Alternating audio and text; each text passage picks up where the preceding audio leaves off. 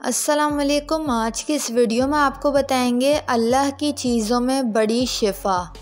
अल्लाह ताला ने दर्ज झेल चीज़ों में बड़ी शिफ़ा रखी है।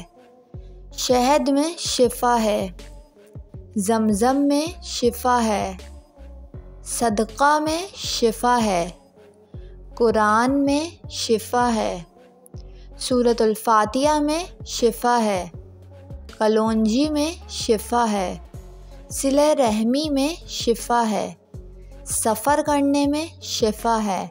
एक हदीस में है कि हज करो गनी होगे, सफ़र करो सेहतयाब होगे, यानी तब्दील आबो हवा अक्सर सेहत का सबब होती है और बहुत कसरत से इसका तजुर्बा हुआ है।